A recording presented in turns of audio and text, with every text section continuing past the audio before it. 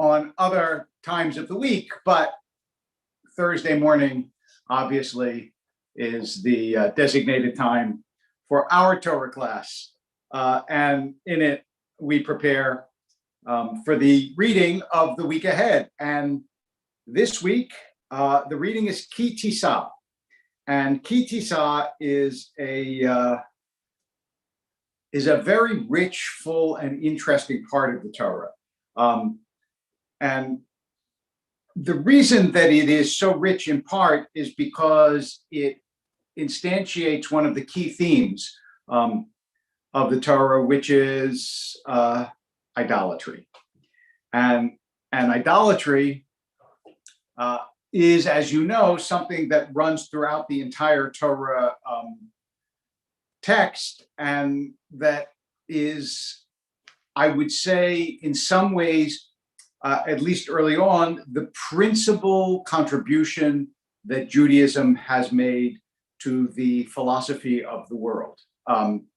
At least, I think early on, and perhaps one could say that is the great permanent contribution in some ways, depending on how you define idolatry, and that's something that we're going to come to discuss in the course of the next several minutes. Okay. Now, remember, because it is out of sequence in the Torah, Ein Mukdam U'Muchar b'Torah, there's no early and late in the Torah, according to the rabbis. In other words, chronological sequence is all jumbled up. Remember that Moshe has come down from the mountain, and when he comes down from the mountain, instead of being greeted with cheers and embraces,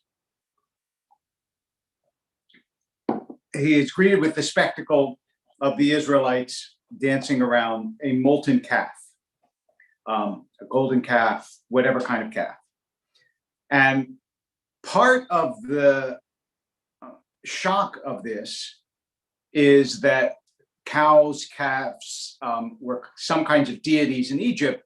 So it is a brutal reversion to that which Moshe and God sought to liberate the Israelites from.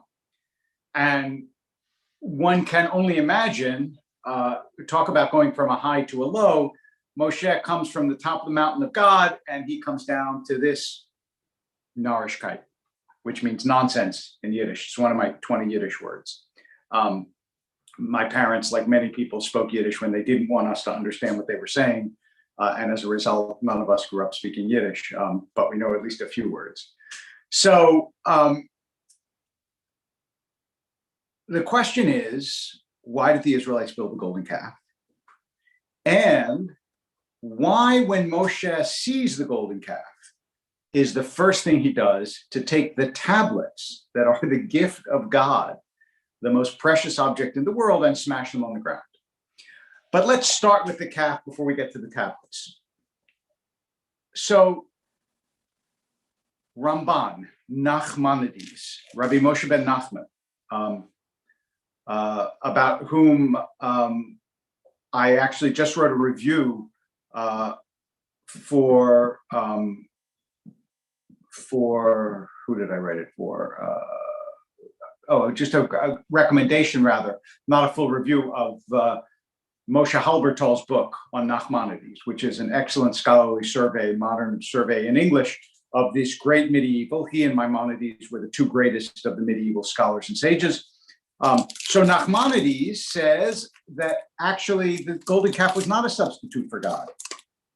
It was a substitute for Moshe, because what the Israelites do is it's not that God has disappeared, but Moshe goes up the mountain. They expect Moshe back in 40 days. They don't account for travel time. Apparently, the GPS in ancient Sinai did not have a travel time app on it. And so he's up there for an extra day because he's got to get up there and get back. He spends 40 days up on the top of the mountain. And boy, just like that, quick turnaround, they build a golden calf. How they did that in the desert, I don't know. But nonetheless, they did. And so you get this golden calf that the Israelites, remember, they took all this jewelry from the Egyptians, so they had the means to do it. And once they start to do it, so they begin then to dance around the calf and to say, you liberated us from Egypt. And Ramban's idea is that they needed a visible symbol of God, that is at the heart of idolatry anyway. Nobody actually thinks that the totem pole, is a god. It rather represents God in a physical sense and is worshipped as a God representation and force. So the Israelites are looking at this as a Moses substitute, according to Ramban, but they are also bowing down to it and praising it and enacting all of the behaviors and credulity that an idol worshiper displays. So you can imagine that the Israelites were scared, felt alone, felt abandoned. We're in this huge desert. We're at the mercy of the natural forces and at the mercy of marauding tribes. And we're looking for the only security that they knew, which was the security of the false god. But of course, the calf is just a calf. I mean, it's not even a calf, it's a statue. And we recall that this is how Abraham's career started. It's not in the Bible, but in the Midrash, the rabbis talk about the fact that he smashed his father's idols, which meant that iconoclasm, smashing statues, smashing idols, it was the very inception of the Jewish tradition. It's what we were here for, to say that that which is tangible, physical, so on, is not ultimate, that you shouldn't worship it, and that only things that are transcendent, intangible, can represent ultimacy. All right, so along comes Moshe. He comes down the mountain. I'm sorry, but the poor guy, honestly, you have to have a lot of rahmanas, a lot of compassion for Moshe's plight, right? Remember, he didn't want this job in the first place.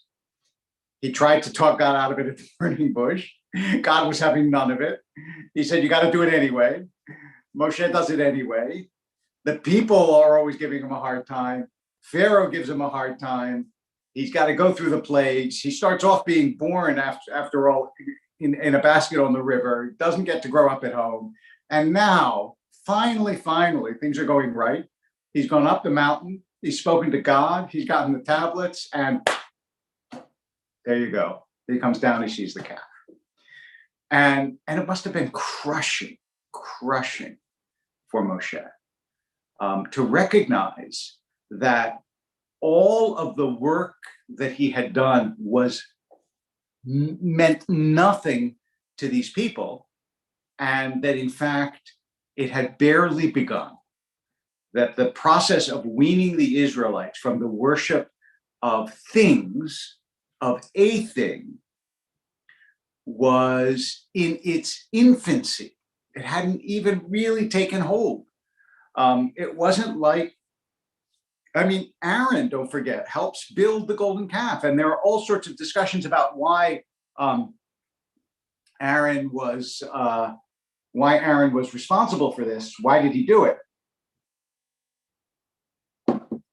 There are generous and ungenerous interpretations. The most generous interpretation was he thought, well, I'll just help them, but before it's over, Moshe will come down and everything will be fine. And I don't really want to do this, but I also don't want to be killed, and I don't want a tremendous rebellion, and there could have been threats against his life, and on and on. That's one school of thought.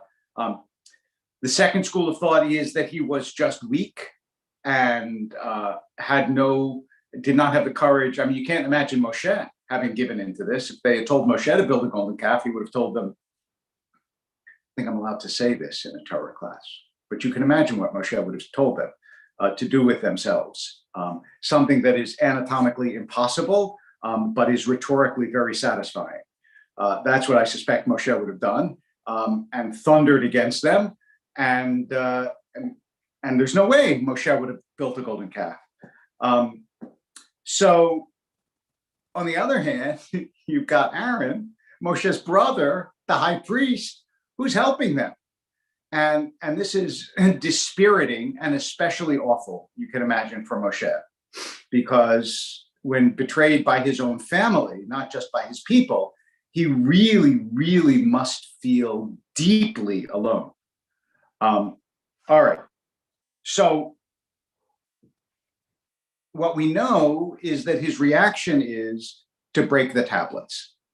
Now, one school of thought, and there are several, is that Moshe does it out of sheer a kind of emotional and spiritual exhaustion. He just drops them. He can't endure what he is seeing. But there's a more sort of vivid and Moshe-like interpretation that he throws them down in fury because Moshe has this, has this plenitude of spirit in him. Moshe is no shrinking violet, and so he takes the tablets and he smashes them. There is a beautiful midrash that actually the letters fly off of the tablets, and when the letters fly off, they become too heavy for Moshe to hold because they're no longer sort of elevated by the word of God on them, and then they fall to the ground. I think the common picture, and it makes sense, is that Moshe smashes them out of fury. But allow me to just suggest that Moshe must realize that Moshe does realize that he holds the most valuable object that human beings have ever had, even before Spielberg's movies. He must know this. And so it seems to me that even in his fury, Moshe is unlikely to break the tablets. I mean, think about your anger. When you're angry, when you come home and you're furious about something and you start breaking things, I'm not suggesting that you do, but just put yourself in this position, or those who do, you're still discerning about what you break and what you don't break. You don't break something that you really, really, really treasure and don't want to break. You break the stuff that's breakable. And I just find it hard to believe that even this shock to Moshe's system, powerful as it is undoubtedly, would leave him so incapable of controlling his own reactions that he would smash the luchot, the tablets that God gave him at Sinai. Now, this is a debatable point, and I certainly don't want to suggest for a minute that it's not possible to think of it that way. And it does say, it says, "Vayishlach miyadav et haluchot," which means he cast them from his hands, like he threw them. It doesn't just say that he dropped them. V'shaber otam, and he broke them tachat hahar, at the foot of the mountain. So there is a clear sense of deliberate breaking, not of, oops, they slipped. So the explanation that I find most compelling, persuasive, interesting, and leads us to a discussion is the explanation that I'm, as far as I'm aware, was first proposed by a scholar named Arnold Ehrlich in Mikra Kipshuto, which I talk about this week in my Jerusalem Post column, and that is that Moshe thought if the Israelites are gathered around the calf and they're worshiping it as though it's a god, and they know that they created this calf 5 minutes ago with their own jewelry, what are they going to do when they actually see the tablets of God? In other words, Moshe was afraid that they would make the tablets into an idol, because the tablets themselves, they would think, are infinitely closer to God than the golden calf. And so if they were going to worship the golden calf, would they not worship the tablets of God? And therefore thought Moshe, better that I should smash them, make them see that even the tablets that I took from God are a thing, are not worth worshiping, are breakable, are temporary, are ephemeral. And that will be the beginning of the teaching that idolatry is a false philosophy and a false approach to the world. So Moshe smashes them. Now, this, I think, requires at least a moment on what is idolatry and what is it that the God of Israel is constantly railing against. So, as you can imagine, there's a lot of discussion about idolatry and the nature of idolatry, not only in Jewish sources, but in philosophical literature and so on. And part of what it amounts to is this notion that human beings are tangible creatures who, even in their abstract thoughts, tend to fasten on specific objects, on other people, on things, and to do that with God, that is, to use an object to represent God, is to limit an unlimited God. And it is to reduce God to the level of human conception, of stone, of wood, of ways in which it is not possible to reduce God. This is why, in a comment that's Sephardic Mizrahi, whoever you are, just made on the Facebook page, which I was going to come to, it's why some people are uncomfortable with the veneration of the Torah.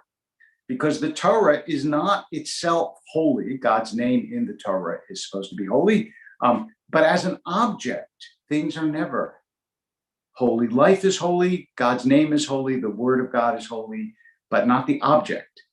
But you see sometimes in this veneration of the scroll, this need of human beings to have something tangible.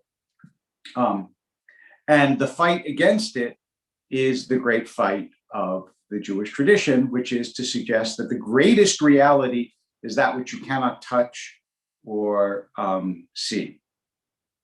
And it was a big, long fight. When you unearth sites in Israel where ancient Israelites live, you find idols. And that's because it took Israel a very long time to overcome the ancient tendency to worship statues. And there are still many, many parts of the world where people do worship statues.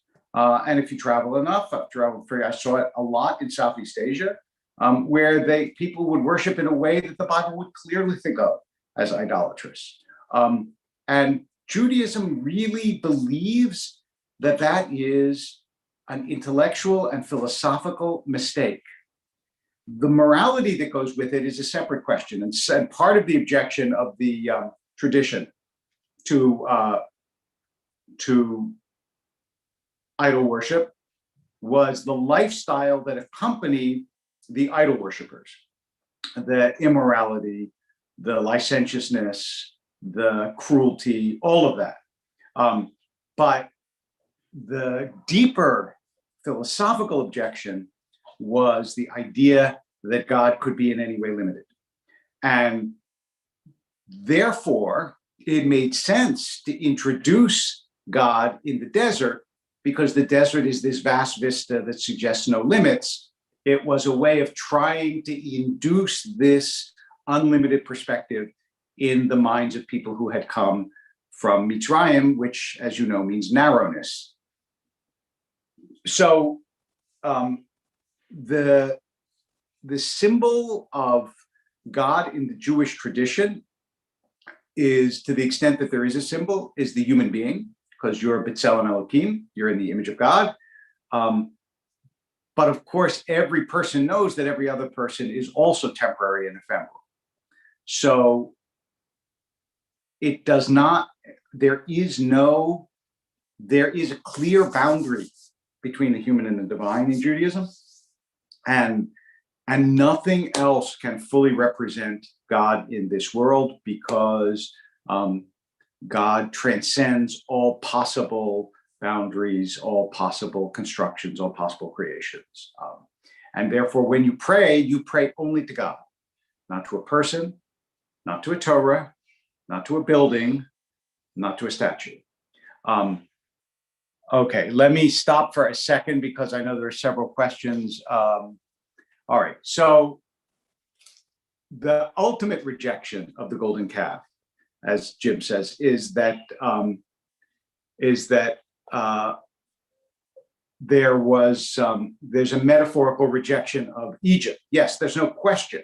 And in fact, the entire book of Exodus can be seen sort of as a choice between Egypt and Israel.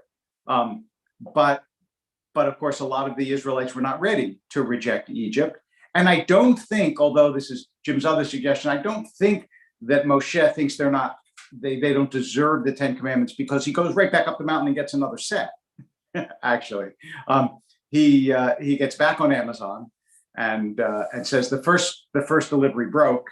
Can I have another one, please? The second set, of course, is carved by God, by Moses. The first set carved by God. So it may be slightly different. It's more human in its way. It's more fallible, which ties in to what Jennifer is saying. She makes the two suggestions, both of which are possible, and I wouldn't necessarily discount either. One, that Moshe just has a temper tantrum, and it certainly is true that when people are angry, they don't always control their actions. And maybe Moshe was just so infuriated he'd had it, he couldn't control himself anymore, or the sense that he did not think himself any longer a worthy messenger.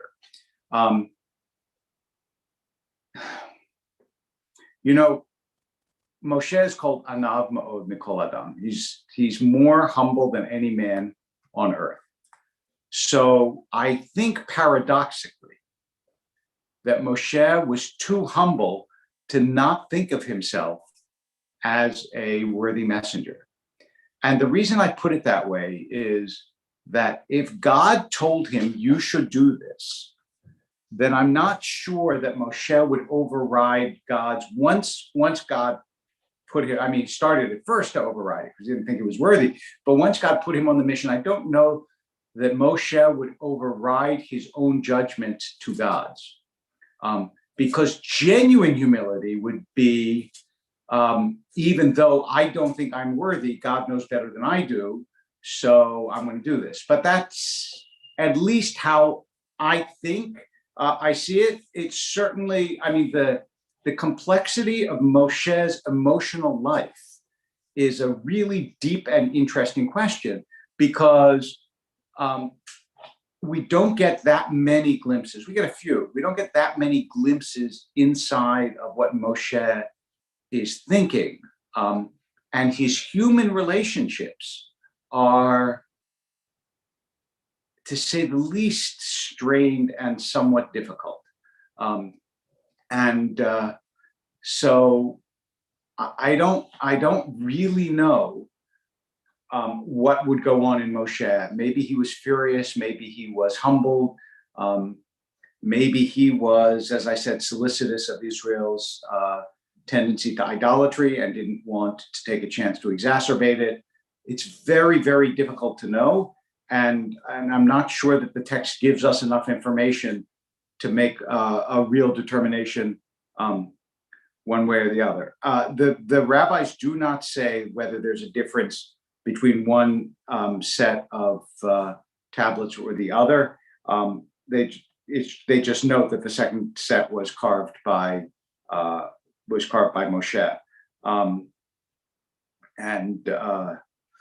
Okay, so the other question was: is there a connection between idolatry and those phrases in the prophets and elsewhere, and not only in the prophets, even in the Torah, that suggest the existence of other gods, like Mi chamocha ba'elim Adonai, who's like you among the gods, O God. And the answer is, it depends if you're giving a Jewish theological answer or a biblical critical answer. According to Bible scholars, the development of monotheism was a development. And at first, God was the greatest of all the gods, and eventually God became the only God. According to Jewish theology and traditional Jewish rabbinic outlook, in fact, from the very beginning, those kinds of phrases were a way of saying those gods aren't really real, even though I know you think they are. You can look at it either way, depending, as I said, whether you want to look at it through a biblical critical lens or a theological lens. The other question about other religions and to what extent they're idolatrous or not idolatrous, I don't think that I'm perfectly qualified to answer, especially because, for example, the Buddhist conception is not really of a monotheistic God, but also isn't really not of a monotheist. It's more complicated than that. The Hindu conception of what a God is not entirely a God in the way that Jews think of gods. In fact, because gods were always being created in Hinduism. But there is a book recently published, for those of you who are really interested, by Alan Goshen-Gutstein about a traditional Jew's encounter with Hinduism. I think it was Goshen-Gutstein who wrote that book. It was either Goshen-Gutstein or I think so. Pretty sure you can look it up. But if you look up Judaism and Hinduism, you can get there's a lot of actually very interesting discussions between Jewish and Hindu scholars about similarities and differences in the traditions, and some parts of the traditions are more congenial than others, as you might expect. But in the end, this marks a watershed, not only in the Bible, but in human history, because this moment is the moment where it is clear that Judaism takes a definitive stand against the idea that you can worship anything physical as being ultimate. Before that, we may have said so, right? But we didn't see it. We didn't see it. This is the first time that there is, Moshe grounds the calf to dust. This is the first time that we actually see a full-on attempt to create an idol, to worship an idol, and the reaction of Moshe, and by extension God, and by extension Jewish tradition, to that attempt. And Moshe's breaking the tablets is a very dramatic part of this repudiation of idolatry, which is at the heart of Judaism. At the heart of Judaism, there is both an affirmation and a negation. The negation is no to all worship of all things that are not God.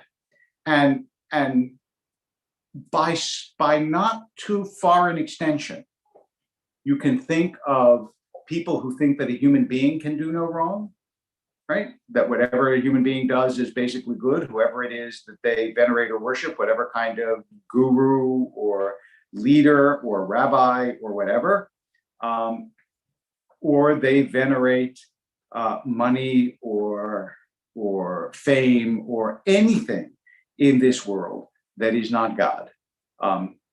The ability to curb your worship, to not worship things that are unworthy of worship, is a critical Jewish ability and not an easy one. And I think that that's a big part of the lesson. So Bruce, let me just say this. That doesn't mean you can't have aids to worship, right? It says by showing up in a building, aren't we doing that? There are aids to worship. There are prayer books, there are words, there are buildings, there are sermons, there is learning, but you don't worship the building.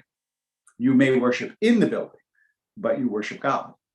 And things that help you to worship are perfectly tefillin, a talit, a kippah, those things that may help you to worship and turn you to something greater than yourself. Those are good things, right? But if they become themselves the end rather than the means to worship God, then yes, then they serve as idolatrous instead of as ladders to the divine, which is what these things should be.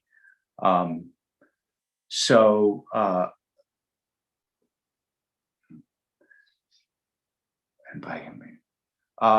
not sure exactly what Adrian is saying, although maybe you're saying that the people found it easier to take the second set because Moshe made them himself. That is possible.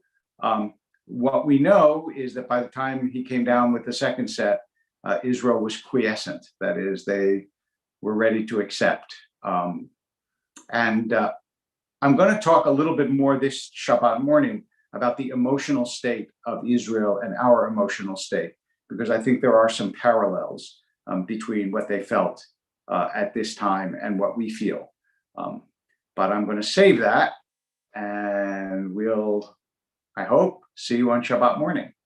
So have a safe, non-idolatrous, and good week, and Shabbat Shalom.